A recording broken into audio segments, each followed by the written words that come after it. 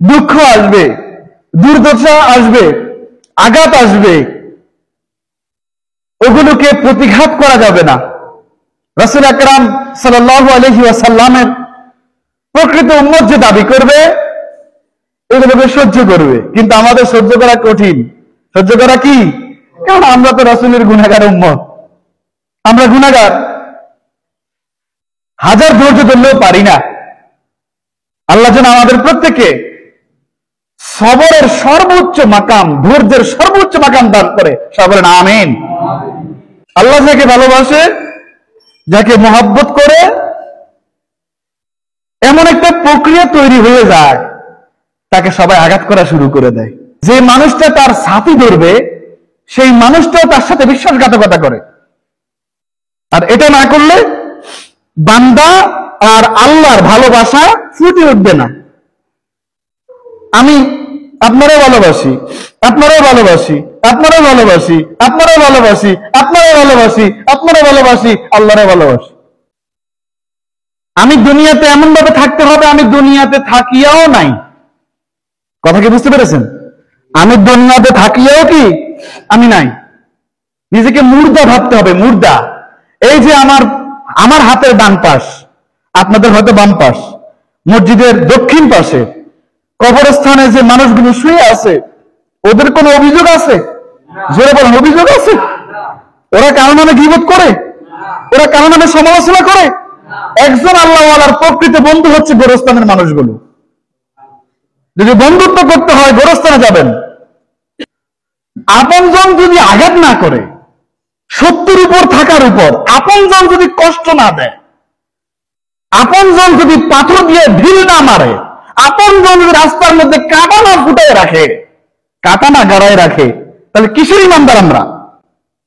রাগ করেন না, কথাটা কেন বললাম? রাসূল সাল্লাল্লাহু আলাইহি সাল্লামের রাস্তার মধ্যে উম্মে জামিল আবু লাহাবের স্ত্রী রাত্রেবেলা নবীজি যখন সালাত আদায় করতে যাইতেন রাস্তার মধ্যে বাবলা কাটা বা ওই আরবের কাটাগুলো আইনা গাড়ায় রাখতো, গেঁথে রাখতো। আমি রাসূলের উম্মত, আপনি আমরা রাসূলের উম্মত, আমরা রাসূলের উম্মত। আমার আপনার আত্মীয় স্বজন কিভাবে আঘাত করে? সৎ পথে থাকার পর যদি করে আলহামদুলিল্লাহ বলবেন, দুনিয়াকে লাফিয়ে মারি, আমার আল্লাহ আমার আছে আলহামদুলিল্লাহ। দুনিয়ার মানুষ যদি আমার আপনার চলার জন্য একটা রাস্তা বন্ধ করে দেয়, আমার আল্লাহ রাব্বুল আলামিন 99টা রাস্তা খুলে দেবেন। কিন্তু পারি না, সাময়িক অসম্মানী, কটু কথা আমরা পারি না। আল্লাহর কাছে আমরা ক্ষমা চাই, আল্লাহ আপনি আমাদের পরীক্ষা করতে চান, কিন্তু আমাকে ঈমান এতটা শক্ত না। আল্লাহর কাছে একটা দাবি করবেন, যা দিবেন আল্লাহ পরীক্ষা ছাড়া দিবেন। পরীক্ষা দিলে টিপতেন না। আল্লাহর পরীক্ষা দেওয়ার ক্ষমতা আছে নাকি? নবীদের পরীক্ষাগুলো হিসাব করে দেখেন। নবী সাল্লাল্লাহু আলাইহি ওয়াসাল্লাম পথে কাটা ফুটায় রাখতো। আপন চাচা আবু লাহাব, রক্তের চাচা আবু লাহাব দিলটা সবার আগে মারছে, ফাত্তর মারছে, হে মোহাম্মদ তুমি ধ্বংস হও, এই কথা বলে নাউজুবিল্লাহ। আর আল্লাহ সূরা নাযিল করে দিয়েছে, তাব্বাত ইয়াদা আবি লাহাবিও ওয়া তাব্বা, আবু লাহাবের দুই হাত ধ্বংস, যে দুই হাত দ্বারা আমার রাসূলের চেহারা মোবারকের দিকে লক্ষ্য করে পাথর নিক্ষেপ করেছে।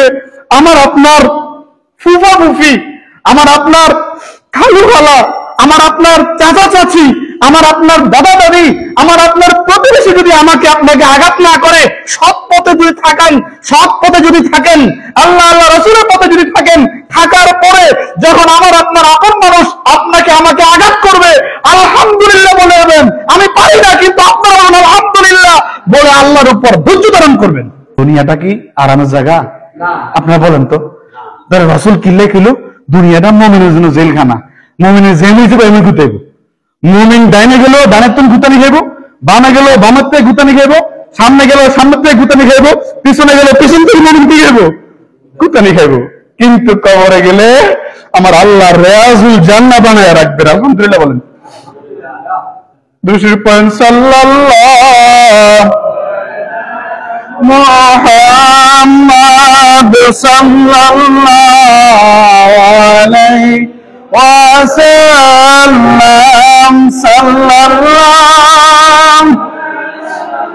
মুহাম্মাদ সাল্লাল্লাহু